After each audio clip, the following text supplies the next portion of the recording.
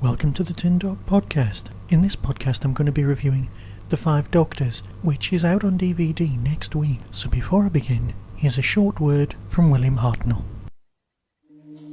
One day I shall come back. Yes, I shall come back. Until then, there must be no regrets, no tears, no anxieties. Just go forward in all your beliefs and prove to me that I am not mistaken in mine. And that's how The Five Doctors begins. You see, we are presented with a small problem with The Five Doctors at the beginning, that William Hartnell died in 1975, and as this story was made in 1983, without the aid of a TARDIS, you're not going to be able to get him. So what they've done is, they've got some nice footage of William, and they've inserted it at the beginning. The Five Doctors is seen by most people as a classic, and it is, rightly so, a classic. It was a very important part of Doctor Who fandom for a very long time. Davidson's Doctor had hit its stride, and the show was just beginning to get international popularity. The show had also reached 20 years of production, which by anybody's standards is quite impressive. It's difficult to imagine now that the show is 43 years old, that more time has passed since the show was made than had since the show had begun, when it was shown at all. And so the 11-year-old me absolutely adored this story. When you're 11, you can't see the holes. You're willing to forgive so much more. As far as you were concerned as a small Doctor Who fan, you were getting to see a piece of history, and you were seeing a piece of history. With this new DVD release, we are presented for the first time with the original broadcast version of The Five Doctors on DVD. The DVD that had been released of The Five Doctors was of the special edition. There are problems with the special edition, but of course it's also 106 minutes long, as opposed to the original broadcast version, which is 90 minutes long. Weirdly enough, although it's 16 minutes longer, whenever I watched the special edition, I always felt that I was seeing slightly less, rather than slightly more. I have no idea why that is a sensation, but the effects in 1983 always felt slightly better than the ones from the special edition. So this is the first Doctor Who DVD to be re-released. So what do we get out of this new re-release? Well, there is possibly the worst kept secret Easter egg. If you keep pressing audio options while watching one of the versions of the episodes, you get a commentary, a hidden commentary, by David Tennant. My name's David Tennant, and I played the 10th Doctor, who doesn't appear in this. And the producer and the writer of the new series, they're sitting round like proper little fanboys and fangirls, just commenting on the episode. It's a lot of fun and well worth experiencing. Again, you get the normal sort of commentaries and from people who are in it, and there's Davidson, there's the director, there's a host of extras, well worth experiencing. And with it being a 2-disc set, there's more room for even more extras. The breakfast time interviews with Troughton, Pertwee, Davidson, Saturday's Superstore with Tegan, Turlough and the Fifth Doctor, or some actors, I'm not quite sure who, excerpts from Nationwide, and 2 very, very nice documentaries. The first one, presented by Colin Baker, gives you a background of not just this story, but also of the BBC's special Doctor Who event at Longleat.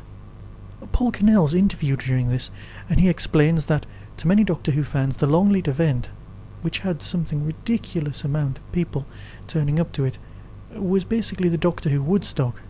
Everyone he meets has a story about how they were meant to go, or they couldn't go, or they'd been naughty, or something turned up and things went horribly wrong, or how they met or who they met, and fanzines were created there. It was a hotbed of creativity because so many people were doing what the English do so well, which was queue. If you were at Longleat, the chances are you may turn up on this documentary because there's quite a bit of footage. The second documentary is called The Ties That Bind, and that was basically just made for a load of fans, in the way that this story is just a celebration of Doctor Who-ness. The Ties That Bind is a celebration of all of the interconnectedness and the postmodern references and things like that that you get throughout the Five Doctors story. Things that you've heard, where you've heard them from, all well worth experiencing. But enough of the extras, what about the story itself? The Five Doctors stands up quite well, as long as you don't look at it too closely. Originally the celebration story was meant to be written by Robert Holmes, and was meant to be called The Sixth Doctors. But as that fell through, Terrance Dicks was approached, and as Terrance Dicks will be the first to admit, he created a shopping list of things he'd like to see in the story.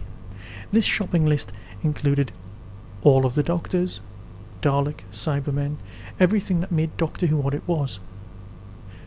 For some people the story does suffer from this. It's as if, and then there's this, and then there's this, and then there's this, and it moves on. But when you were 11 watching it, you didn't feel that at all. And the 11-year-old is the person who was reviewing this. The person who sat down, watched the Five Doctors, and was just transported back to when Peter Davison was everybody's Doctor.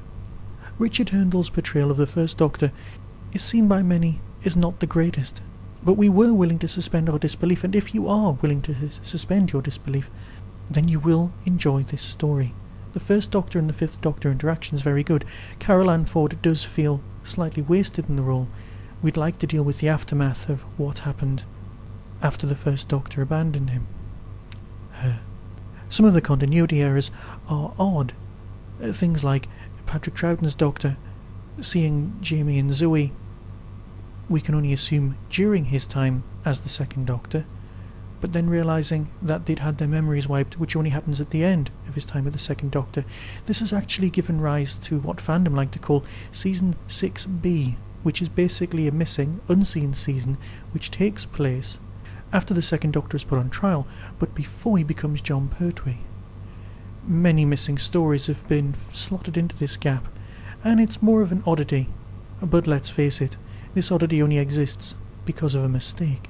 For a lot of fans, the story really should be called The 3.5 Doctors, because you have Troughton, Pertwee and Davidson, the original actors, playing the part. In the role of Tom Baker, we have some footage that was left over from Shada, because Tom had really only been out of the role a year and a half, and wanted to not be as associated. Narratively this works, and of course Hurndall just kind of turns up. If you'd like to experience this story from a fan's point of view, I suggest you visit Tachyon TV's website and download their Five Doctors commentary. You will laugh, you will chortle, and to be honest, it's just great. Go for it now. Peter Davidson's Doctor finishes this whole event by saying, "You mean you're deliberately choosing to go on the run from your own people in a rackety old TARDIS?" Why not? After all, that's how it all started. And that sums up this story so well. I'll finish today's podcast with a small excerpt taken from the Ties That Bind documentary, just as a taster, because I know you'll be wanting to buy this, and I know you'll want to see this. It's a montage of all of the Doctors, and I'm sure you'll enjoy it. There will be more podcasts available this week. I'm sure you may have already missed the Torchwood one this week, and I did elect to keep this one quite separate in order for people who wanted to experience the Five Doctors review but not spoil any Torchwood for themselves separate. I hope you understand that one. Next week there will be the 1-year anniversary show, so until then, be seeing you. Come on, my dear. It's time we were off. He sees the threads that join the universe together and mends them when they break. I'm not a human being. I walk in eternity.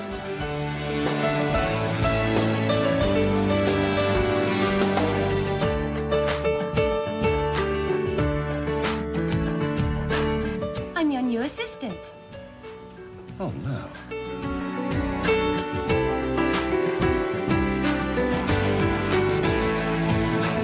Have you ever thought what it's like to be wanderers in the fourth dimension? Who's the TARDIS? It's my home. TARDIS. Time and relative dimension in space. And this type's not really my forte.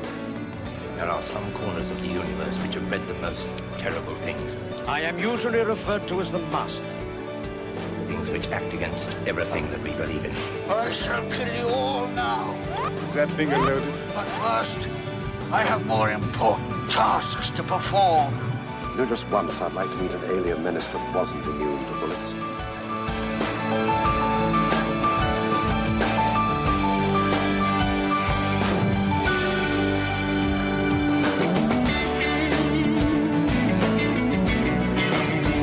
Could touch the alien's hand and hear the cries of strange birds and watch them wheel in another sky, would that satisfy you?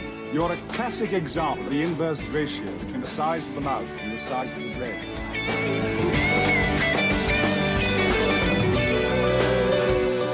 Courage isn't just a matter of not being frightened, you know. It's being afraid and doing what you have to do anyway. Victoria, I think this is one of those instances where discretion is the better part of valor. Jamie has an idea. Come along. Everything's all written. You haven't changed. Still finding menace in your own shadow. You may disguise your features, but you can never disguise your intent. You can't just change what I look like without consulting me! New generation. Complete new life cycle. Yes, this whole body of mine is wearing a bit thin. That's not me at all. I'm a genius. What's for tea? Tea. Tea.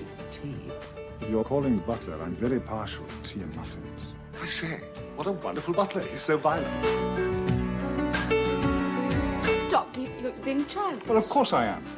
There's no point in being grown up if you can't be childish sometimes. Logic, my dear Zoe, merely enables one to be wrong with authority.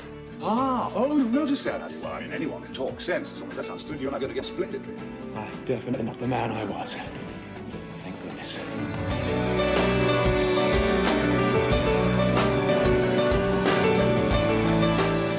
It all started out as a mild curiosity in the junkyard. And now it's turned out to be quite a great spirited adventure, don't you think?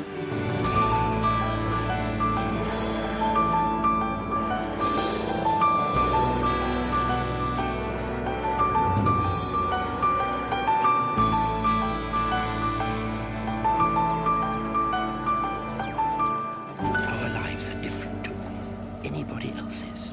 That's the exciting thing. Nobody in the universe can do what we're doing.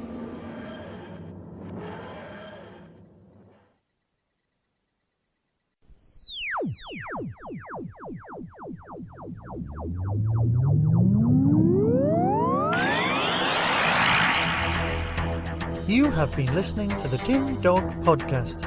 Doctor Who and its associated shows are all trademark of the BBC. No infringement is intended. Contact us at tin-dog@hotmail.co.uk.